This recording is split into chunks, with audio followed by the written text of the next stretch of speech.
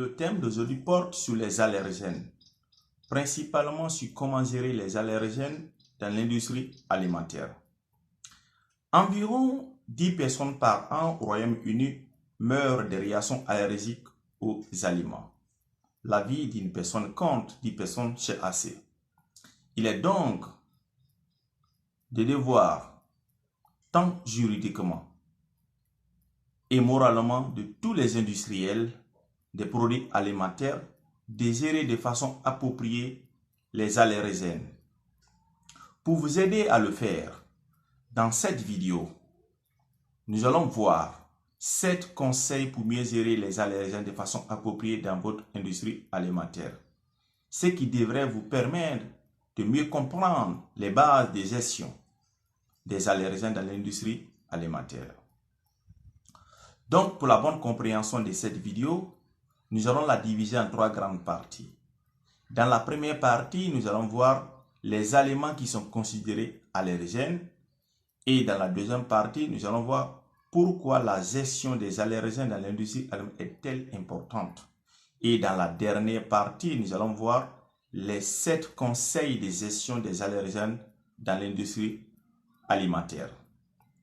Mais avant de voir le développement de ces 3 termes, si vous êtes nouveau sur ma chaîne et que vous avez envie d'apprendre sur tout ce qui est lié au management de la qualité, au management de la sécurité et au management de l'environnement, vous êtes au bon endroit ici. Je vous invite donc à vous abonner à ma chaîne en appuyant sur la cloche afin de vous tenir au courant à chacune de mes publications. Voyons donc la première partie. Quels sont les produits considérés comme allergènes? Selon la réglementation sur l'information des clients des produits de l'Union européenne, ce règlement a classé 14 produits allergènes. Nous n'allons pas citer tous les 14 produits dans cette vidéo, mais nous allons voir la liste complète sur la description de cette vidéo. Mais nous allons dire quelques-uns de ces produits, Le premier produit considéré allergène, c'est le céleri. Vous trouvez le céleri dans les salades, dans les soupes. Deuxième produit considéré comme allergène, il y a les céréales contenant du gluten. On trouve souvent ces céréales dans les pains, dans les gâteaux, dans du couscous. Le troisième produit considéré comme allergène, les crustacés. Par exemple, les crabes, les crevettes, on les trouve souvent dans les salades, dans les soupes. Le quatrième produit considéré comme allergène, il y a l'arachide. On trouve l'arachide dans bon nombre de produits, comme dans les sauces, dans les soupes, dans du chocolat aujourd'hui aussi. On trouve de l'arachide. Le cinquième produit considéré comme allergène, le lait. On trouve le lait dans bon nombre de produits, dans du yaourt, dans du fromage, dans du lait à boire. Le sixième produit considéré comme allergène, il y a les œufs. L'œuf, on trouve dans du mayonnaise, dans du pain, dans bon nombre de gâteaux. Le septième produit considéré comme allergène, il y a des champignons. On trouve des champignons dans des fromages, comme dans du pizza. Et le huitième produit considéré comme allergène, il y a le poisson aujourd'hui. Le poisson considéré comme allergène. On trouve souvent dans du pizza, dans la sauce, dans bon nombre de produits. Et le soja aussi est considéré comme allergène parce qu'il est traité comme protéine pour la consommation humaine, pour la consommation des aliments. Et il y a aussi le sésame aussi, c'est considéré comme allergène. Mais vous trouverez, comme je l'ai dit, la liste complète de ces 14 produits dans la description de cette vidéo. Et cette réglementation exige à tous les industriels qui produisent des produits alimentaires d'indiquer ces produits allergènes dans l'étiquette ou dans le menu pour en informer le consommateur de la présence de ces produits. Parce que le non-respect de ces produits peut avoir des conséquences graves sur le consommateur. C'est ce que la norme dit. Ces 14 produits existent dans votre entreprise, dans vos produits, vous les mentionnez sur l'étiquette ou sur l'emballage.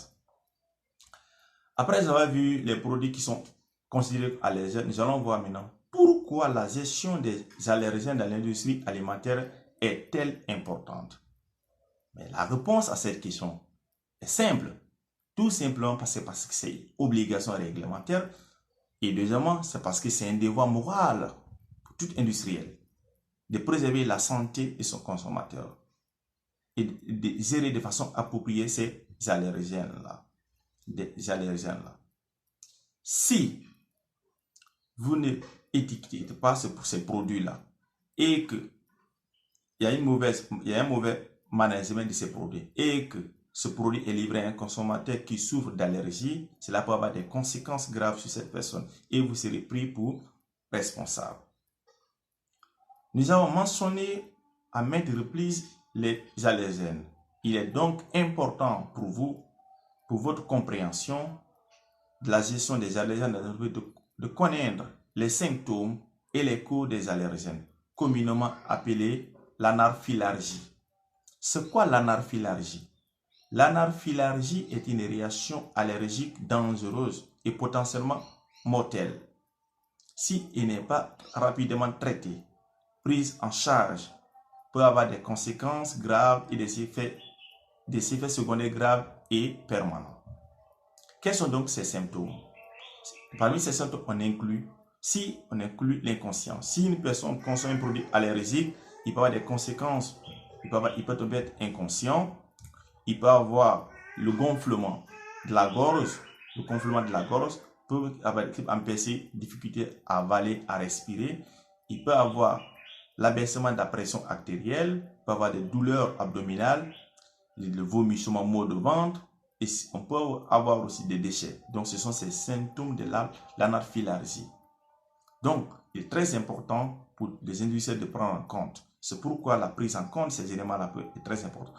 Car vous pouvez être poursuivi pénalement ou civilement de non-respect de ces exigences. Si vos produits contiennent ces allergies-là, si ils ne sont pas mentionnés sur l'étiquette, sur le menu, cela peut avoir des poursuites pénales.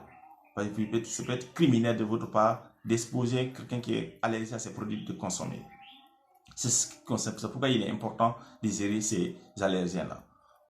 Après avoir vu combien de fois il était important de gérer les allergènes dans les entreprises, nous allons voir maintenant la troisième partie qui concerne sur la gestion des allergènes au niveau des industries alimentaires. Nous allons voir maintenant les 7 conseils appropriés pour gérer les allergènes au niveau de l'industrie alimentaire. Le premier conseil, c'est d'avoir un système ACCP. Le système ACCP, c'est quoi? C'est un système de sécurité alimentaire. En anglais, on dit Hazard Analysis Critical Control Point. En français, ça veut dire analyse des dangers et contrôle des points critiques pour leur maîtrise. Disposer donc un système complet de gestion de sécurité alimentaire permettra d'identifier les domaines à risque et ainsi que les contrôles appropriés à mettre en place. Et à ce titre, la gestion des allergènes au niveau interne sera couverte par la démarche ACCP, car la démarche ACCP dans l'analyse des risques tiendra compte des risques liés aux allergènes. Deuxième conseil, disposer une politique et des procédures qui couvrent la gestion des allergènes. Votre politique de sécurité alimentaire doit avoir un cadre pour des objectifs et au respect des exigences réglementaires concernant la gestion des allergènes. Et une procédure doit clairement définir comment vous gérez exactement au niveau interne les allergènes et comment réagir en cas d'alerte liée aux allergies liées à vos produits internes. Le troisième conseil, la formation. Vous devez former l'ensemble de vos personnels à la sensibilisation aux allergènes afin qu'ils sachent comment les produits contenant les allergènes peuvent être contaminés. Ils doivent également être formés sur comment traiter une demande d'allergie au niveau interne. Ils doivent être capables de traiter les problématiques liées aux allergies. C'est ça le troisième conseil. Le quatrième conseil, vous devez identifier tous les points où sont utilisés les allergènes au niveau interne. Un contrôle approprié peut être nécessaire. Vous pouvez aussi décaler les jours d'utilisation des allergènes aux autres produits, soit utiliser après l'utilisation des autres produits, soit séparer les zones d'utilisation des allergènes. Et avoir une information sur tous les produits allergènes au niveau interne, ainsi que les dates de préemption, le numéro de lot des allergènes et les informations liées au transfert des produits du lieu d'utilisation. Le quatrième conseil que vous devez avoir, c'est l'étiquetage. Tous vos produits contenant des allergènes doivent être identifiés au niveau de l'étiquette, au niveau des emballages, au niveau des menus pour informer les utilisateurs sur la présence de ces allergènes au niveau des produits. Le 6e conseil que vous devez avoir, c'est le stockage. Vous devez stocker de manière appropriée les allergènes, c'est-à-dire les séparer des autres ingrédients, soit en les gardant dans les emballages ou dans les barques en plastique clairement identifiés et scellés pour permettre à l'ensemble des personnels de ne pas les utiliser par mégarde. Donc, le stockage est très important et d'avoir les informations liées au stockage, à la traçabilité de ces informations liées au stockage doit être mises en place. Dernier conseil à avoir, c'est tenir un registre où vous avez toutes les informations liées aux fournisseurs, liées au passage du produit au niveau interne ou la livraison des produits. C'est-à-dire avoir une traçabilité globale des allergènes là, pour vous permettre de faciliter le rapatriement de vos produits en cas de problème, de connaître où est livré vos produits et qui vous a fourni ce produit et à quand est-ce qu'il a été produit. Ça, un registre complet de traçabilité est vraiment capital. Ça, ce sont cas. L'application de 7 conseils vous permettra de mieux gérer les allergènes.